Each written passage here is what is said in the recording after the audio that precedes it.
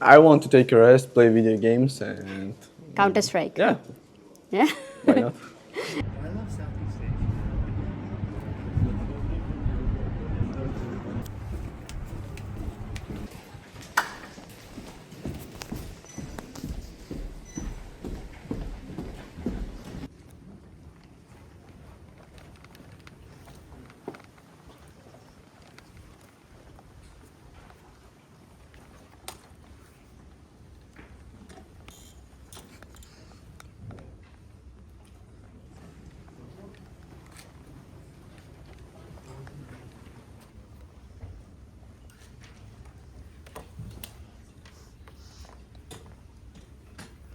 Start your clocks.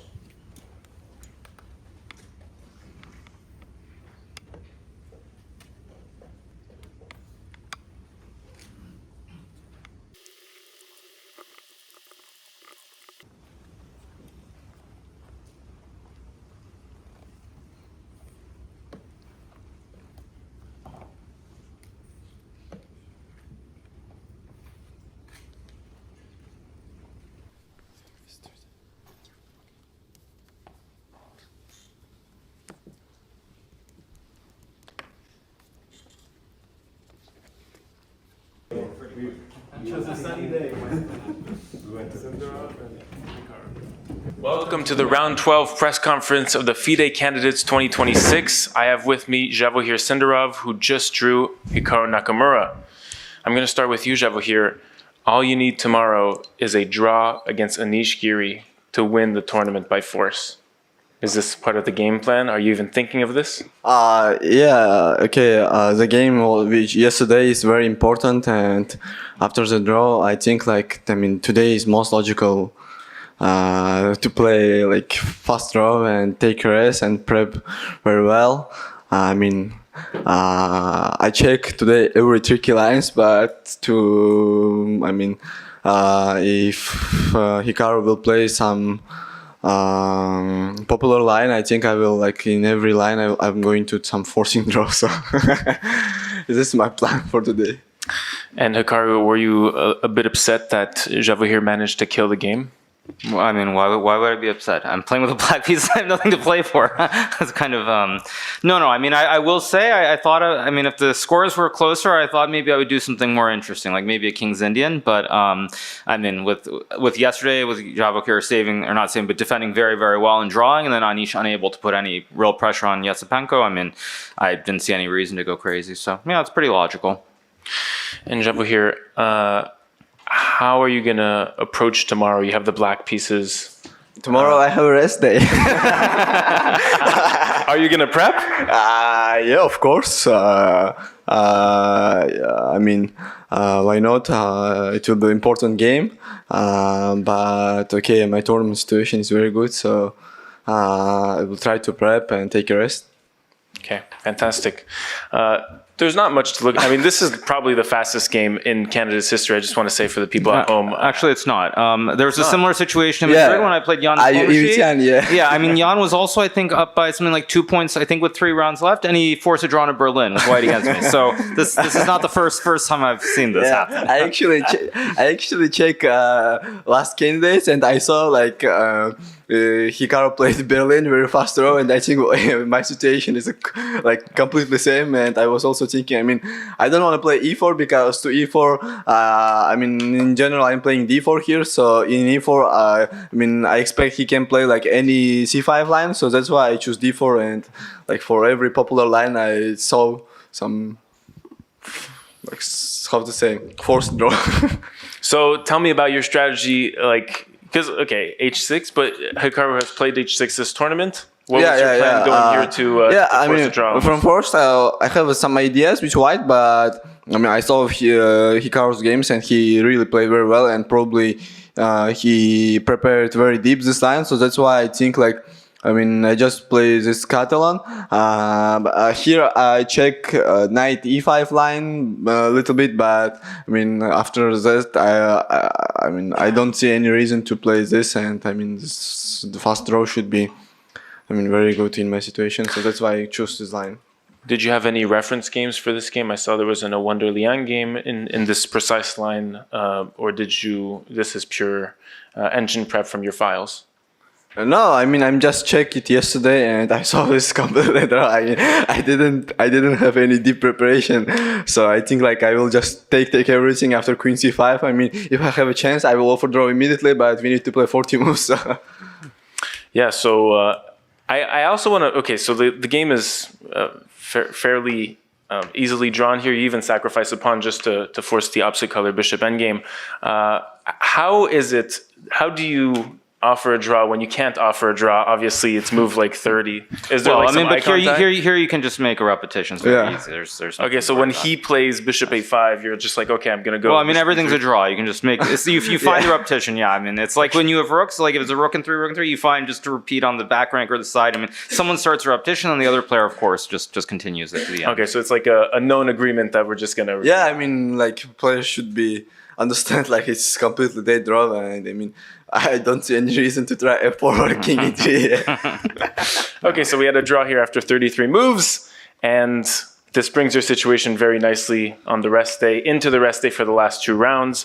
Hikaru, the tournament is near ending. How do you feel about the tournament overall? So I wanted to add one thing. So you know, when you talk about playing aggressive openings, I mean, I actually, to be honest, earlier in the tournament when I had the white pieces against Fabiano, I expected Fabiano to do something quite crazy. So like I understand the situation that Javokhir was in, and you just look at a little bit of everything, and if someone tries to be crazy with black, then you can really capitalize. Just wanted to add that little point. But as far as the tournament goes, I mean, I think I've stabilized. It's not been the best tournament.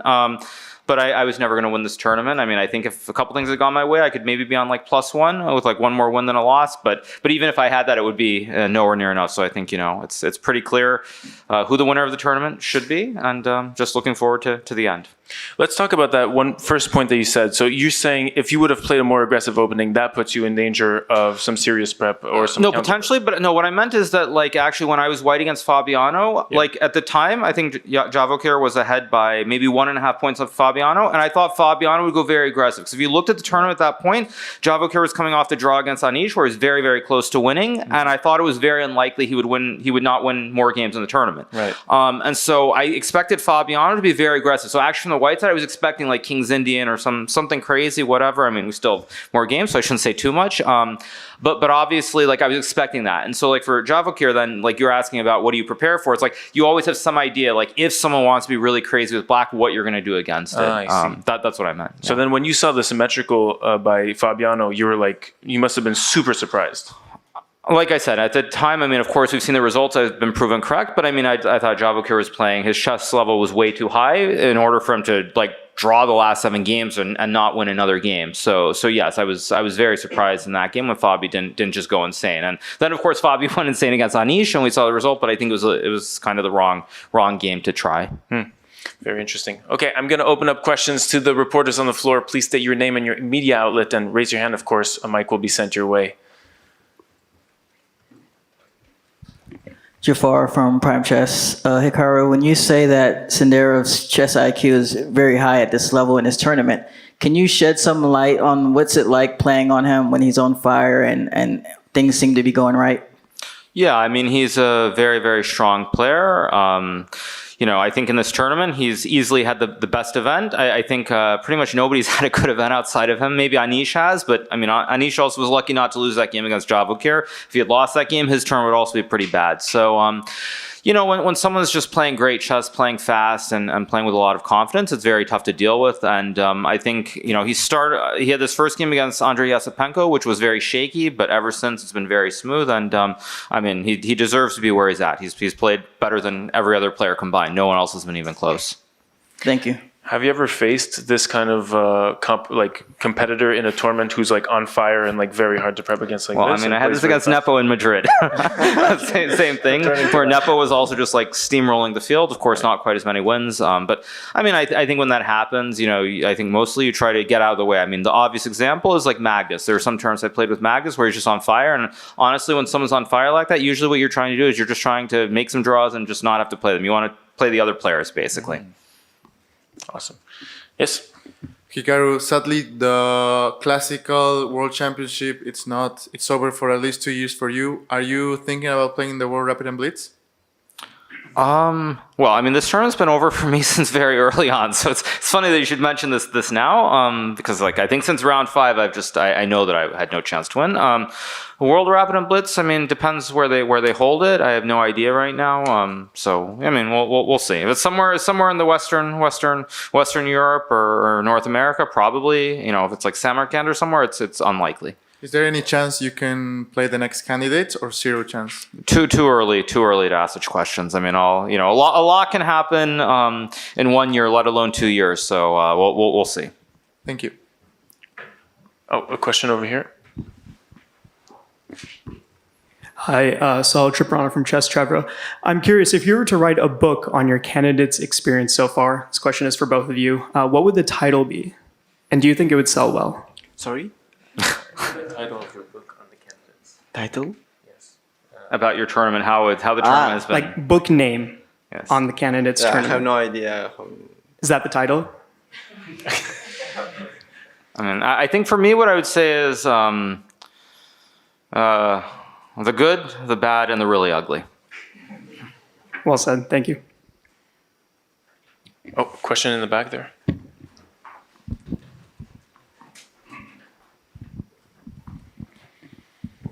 This question's for Javokhir. So the discussion with your coach, was it very, very clear it's time to just make draws and get the heck out of here? Or is there any chance you might be fighting for victory in any of the following games? You mean this game, yes? This game and also the next couple of games. Yeah, I mean, in general, I'm thinking like if Hikaru will play some strange line, I mean, let's say in force move d takes e5, e4, b5, which he played a lot in online, so something like this, I prepared really very well. And if he goes to something like this, I'm ready to fight, but before game, when I talked with coach, he told me like if he plays his lines, and I mean he don't see any reason to play for a long fight. So yeah, let's see. I mean, Anish will probably for sure he will try to play some long games. So I'm ready to fight. I mean, I'm here with Black. I have a lot of interesting games. I mean, I need to win against this game against Blue Bomb Matthias also. But okay, a lot of interesting games with Black. So if Anish will try to win, so I mean, I will try to also play and get my chances. But I mean, I will see tournament situation in last round, so we will see. Yeah. Any other questions from the floor? Okay, I'll let you both rest. Javokhir, you have probably the most important game in your career in 2 days, so have a good rest and good preparation. Thank you. So Sindarov, you're leading again, and of course, you look very happy today. Yeah. I mean, draw is today is very good result because I don't see any reason to play such a long fight with Hikaru in this tournament situation, and that's why I choose. I choose like in everywhere force lines. So I mean, it should be not a bad choice. You were not hoping for anything like last time. What happened? Yeah, something crazy on the board this time. Yeah, I mean, I don't want to take something like this. And I mean, I was ready when if he plays some for a long game, but I mean, I expect he will play solid lines, and before a game, I'm really think like today I will play really fast draw. And so you can say now that your strategy is actually changing, that it is coming closer and closer to the end.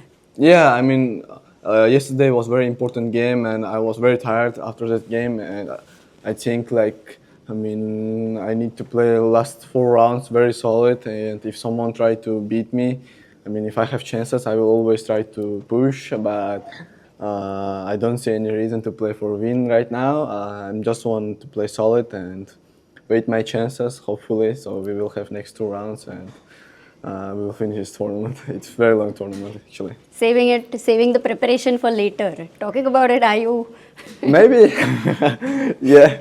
Are you also following, did you also get time to follow the Menorca Open? No.